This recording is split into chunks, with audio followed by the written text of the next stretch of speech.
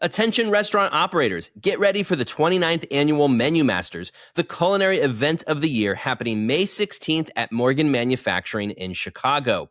Presented by Nation's Restaurant News and sponsored by Ventura Foods, this premier gathering celebrates the industry's most iconic innovators and showcases the winners of the prestigious Menu Masters Awards.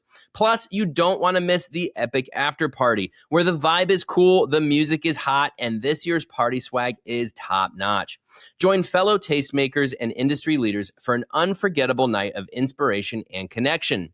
RSVP today at the link in our show notes. Early registration is strongly recommended as this event sells out every year. The K-shaped economy is working for Cheesecake Factory. Chipotle's same-store sales were up in the first quarter.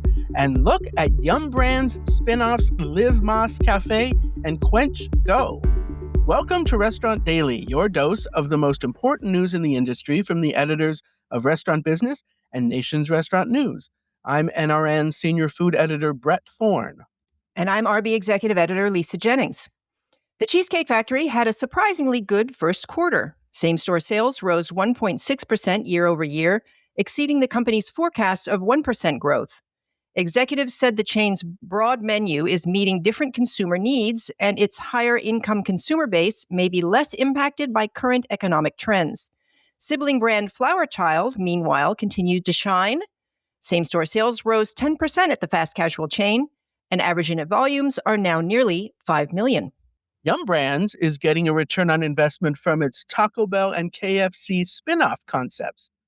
CEO Chris Turner told analysts this week that Taco Bell's Live Mas Cafe, now live in nearly 40 restaurants, has informed the chain's beverage strategy, while Saucy is providing sauce innovation learnings across the entire KFC global system. Additionally, KFC's growing Kwench beverage platform has expanded to the United Kingdom, Australia, and Canada, with more markets on the horizon.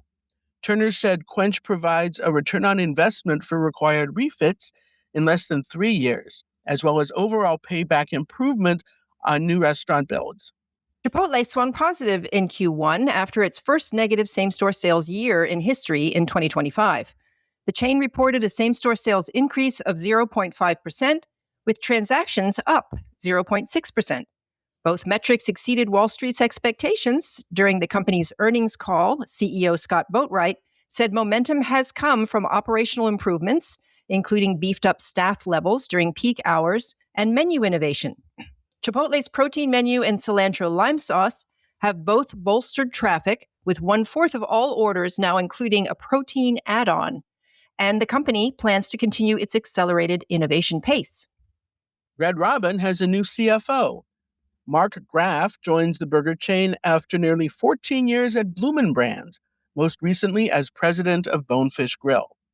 He will help guide the chain's first choice turnaround plan, which includes financial goals such as cutting costs and reducing debt. Graff is the permanent replacement of Todd Wilson, who left Red Robin late last year to become CFO of BJ's Restaurants. Sweetgreen has a new chief development officer. Ryan Slemons will join the fast casual chain on May 4th and will lead all aspects of real estate design, construction, facilities, and portfolio management. He served most recently as CDO of Unleashed Brands, a portfolio company of franchise brands like Urban Air Adventure Park, the Little Gym, and Sylvan Learning Centers. He also worked at GameStop and spent nearly 8 years at Amazon working on the Amazon Go store expansion there.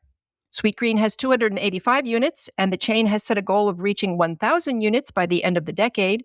Though the pace of growth has slowed, this year, Sweetgreen expects to open 15 new restaurants. Has your restaurant won or been nominated for a James Beard Award? Now that designation can help drive traffic. The Beard Foundation this week launched a new feature on its website called the Good Food Finder. Diners looking for great restaurants in certain cities or regions can go to this Good Food Finder and search for concepts that have gotten Beard recognition using a handy map. It's still in beta mode, and only 2025 and 2026 winners and nominees are listed, but the Beard Foundation says they're hoping to expand the feature and perhaps turn it into an app to help diners discover both the award-winning concepts and those that were nominated. And that should do it for Restaurant Daily. Check us out every weekday wherever you get your podcasts. I'm Lisa Jennings. And I'm Brett Thorne. Have a superlative day. Thank you for listening to today's episode of Restaurant Daily. Rate us on Apple Podcasts, Spotify, and subscribe. Attention restaurant operators, get ready for the 29th Annual Menu Masters, the culinary event of the year happening May 16th at Morgan Manufacturing in Chicago. Presented by Nation's Restaurant News and sponsored by Ventura Foods, this premier gathering celebrates the industry's most iconic innovators and showcases the winners of the prestigious Menu Masters Awards. Plus, you don't want to miss the epic after party, where the vibe is cool, the music is hot, and this year's party swag is top-notch. Join fellow tastemakers and industry leaders for an unforgettable night of inspiration and connection. RSVP today at the link in our show notes. Early registration is strongly recommended as this event sells out every year.